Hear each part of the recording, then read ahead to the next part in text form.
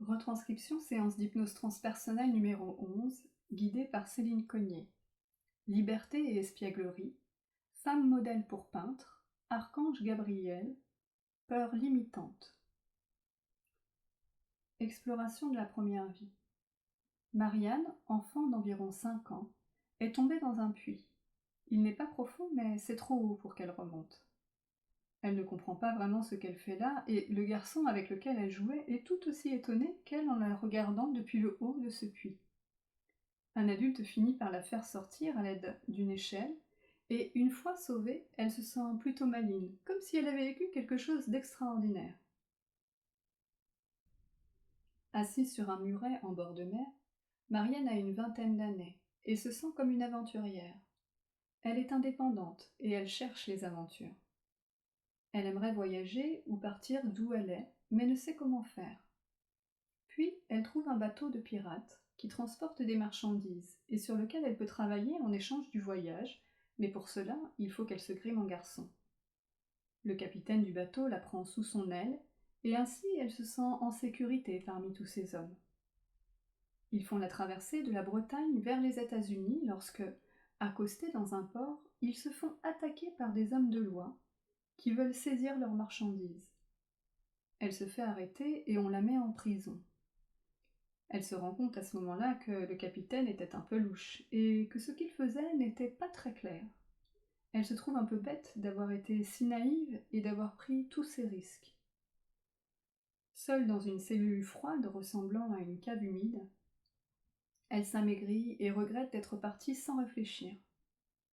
Elle finit par être pendue, et lorsqu'elle quitte son corps, elle ne comprend pas ce qu'elle a fait pour en arriver là. « Ce n'est pas juste, je n'ai rien fait, dit-elle. » Dans cette vie d'aventurière, elle était venue expérimenter la liberté, l'audace et le rapport homme-femme. Elle n'aura pas pu se défendre, et n'a fait que subir, sans avoir le choix. Elle aurait dû être moins naïve. Exploration de la deuxième vie. Femme bourgeoise de 30 ans et modèle pour de grands peintres, en train de poser nue dans un atelier de peinture.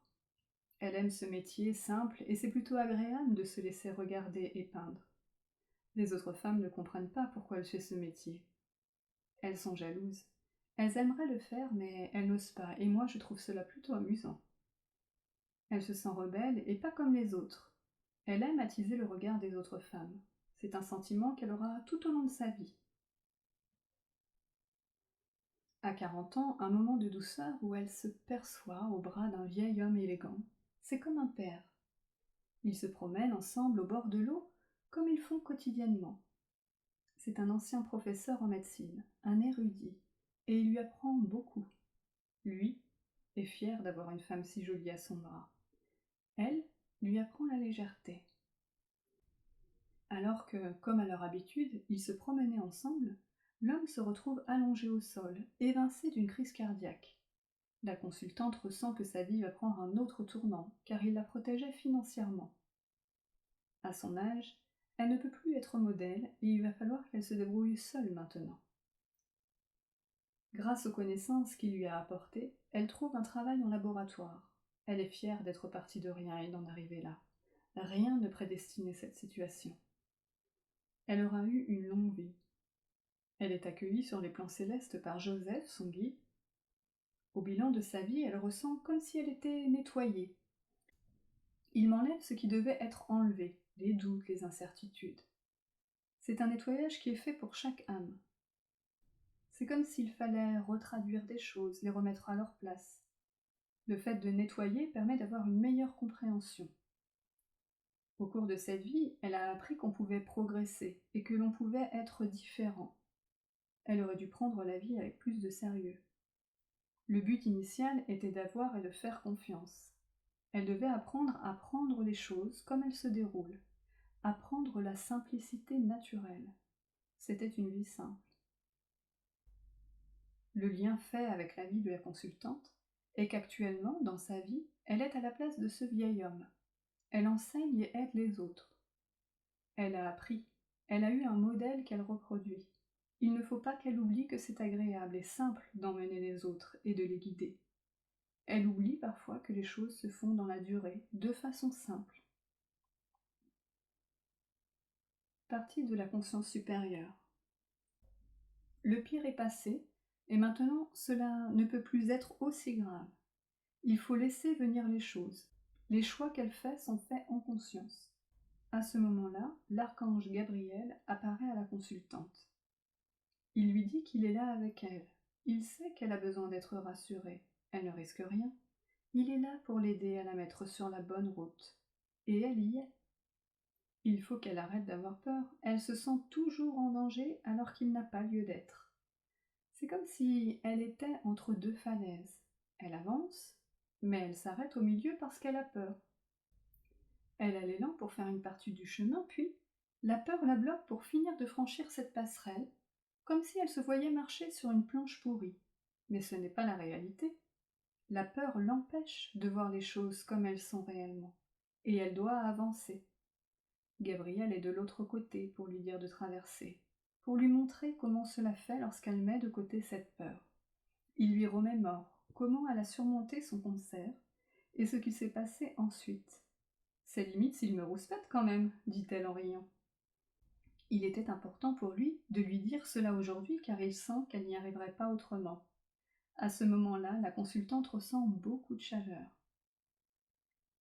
Elle doit regarder les choses telles qu'elles sont vraiment sans les déformer. C'est son mari qui sait faire ça. Elle doit l'écouter un peu plus. Il est dans sa vie pour la pousser d'une certaine manière. Elle doit lui laisser plus de place. La conscience supérieure fait le lien de la vie de Marianne avec l'actuelle de la personne hypnotisée en nous disant qu'elle doit reprendre cette liberté et cette naïveté pour faire les choses. Faire les choses sans se poser de questions. Même si Marianne pensait qu'elle aurait dû être moins naïve, cela lui a permis d'avancer. Sans cela, elle n'aurait jamais pu bouger et serait restée chez elle. Elle s'est écoutée et a fait ce qu'il y avait à faire, quelle que soit l'issue. Contrairement à ce que la consultante pense, elle commence juste son travail de soutien avec les autres. Elle commence juste à avoir la force. Elle doit savoir que l'argent n'est pas un problème. C'est un prétexte pour ne pas faire. Elle se fait peur, s'empêche et se limite. La conscience supérieure la libère d'un lien énergétique concernant cette peur de manquer d'argent venant d'une vie antérieure. Pour la nouvelle pratique à laquelle elle s'est formée récemment et dont elle ne sait pas encore comment elle va l'intégrer dans sa vie, il y a des ponts. Elle ne les voit pas encore, mais ils sont là. Il faut qu'elle pratique et pratique beaucoup. Cela va mettre du temps. Elle sait déjà que c'est ça, qu'elle continue sur ce chemin. C'est pour les autres qu'elle le fait. Malgré le fait d'avoir choisi cette nouvelle voie, elle doute qu'elle lui convienne car elle trouve que ce n'est pas assez varié et que cela finisse par l'ennuyer. C'est l'effort qu'elle doit faire. Elle doit apprendre à faire ça comme ça, pour s'apaiser et se poser. Elle a la force et la faiblesse d'un ours. C'est-à-dire qu'elle peut porter, mais malgré tout, il faut qu'elle apprenne à se protéger et ne pas porter tout le monde, ne pas être forte tout le temps. Comme l'ours, il faut qu'elle sache parfois se mettre au fond de sa tanière et attendre que cela passe. Elle a autour d'elle tout ce dont elle a besoin pour se protéger, sa famille. Elle s'est incarnée dans cette famille pour être entourée d'amour. Durant l'entretien, la consultante m'a avoué ne pas comprendre pourquoi, avec tant d'amour dans sa vie, elle puisse se sentir si stressée. Sa conscience supérieure lui répond. Comme toujours, elle se trompe de vue. Elle ne voit pas les choses comme elles sont. Elle doit faire confiance en la vie.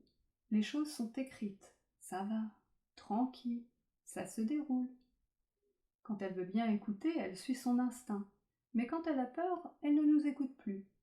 Sa vie est faite de moments où elle écoute, elle résiste, elle se stresse, et puis ça arrive, ça se passe. Cela pourrait être plus simple si elle ne résistait pas. À ce moment-là, elle revoit l'image de cette falaise sur laquelle elle se trouvait tout à l'heure avec cette planche pourrie pour traverser et aller sur la seconde falaise. Les deux falaises semblent maintenant se rapprocher, et il n'y a pas de planche pourrie. Elles finissent par se toucher. C'est facile, me dit-elle. Ces filles sont des guides. L'une d'elles est là pour la pousser encore plus loin dans la spiritualité. Elles s'entraident l'une et l'autre. La seconde, c'est la force. C'est le pilier quand elles ne tiennent plus. Elles doivent se laisser porter toutes les trois. Une de ces filles s'est fait opérer à cœur ouvert à l'âge de 15 ans. Cela lui appartient, c'est une épreuve difficile qu'elle devait dépasser et elle l'a fait. Ce n'est pas tout à fait fini. Elle ne s'est pas encore entièrement libérée, mais elle a du monde avec elle. La consultante doit surveiller la prochaine étape. Le chemin est fait, mais elle n'a pas fini. Sa fille a plus de force qu'elle l'imagine. La consultante sait parfaitement que sa fille a un chemin à faire et qu'il est compliqué, mais elle est sur la bonne voie. Elle va y arriver. Elle doit continuer de l'aider comme elle le fait. Son autre fille a une scoliose. Ce qu'elle devait apprendre par rapport à cela, elle l'a appris. Elle est entourée également. Dans cette famille, chacun a sa place. Avec son père, avec qui les rapports sont durs, elle doit finir de lui pardonner. Il ne faut pas qu'elle traîne. Elle doit juste lui dire les choses vraiment. Ce n'est pas grave s'il ne les comprend pas. Avec une de ses cousines dont elle se sent très proche, toutes les deux, c'est les mêmes. Elles sont ensemble depuis longtemps. Elles ont le même parcours. Elles font partie de la même famille. Leur contrat, c'est d'être là l'une pour l'autre tout le temps. C'est un vieux contrat qu'elles ont pour toute leur vie. Je demande des explications sur le cancer du sein que la consultante a eu en 2004. Tout s'est joué à ce moment-là. Elle pouvait partir et elle a choisi de rester. C'était prévu ainsi, ce qu'elle devait faire, c'était de le surpasser. Contrairement à ce qu'elle pense, ce n'est pas ce qui a enclenché son éveil. Ça s'est fait bien avant, petite, elle n'a pas oublié qu'on lui parlait. À ce moment-là, elle avait peur et elle a fermé ses oreilles. Elles ne se sont pas encore complètement ouvertes aujourd'hui. La conscience supérieure de la personne hypnotisée va lui envoyer des signes qu'elle devra trouver et comprendre. Elle a besoin de voir, elle est pragmatique.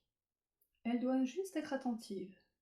Être en contact avec la conscience supérieure, c'est faire les choses avec plus de légèreté et plus de simplicité. C'est normal parce que ça doit se dérouler comme ça. C'est facile et simple.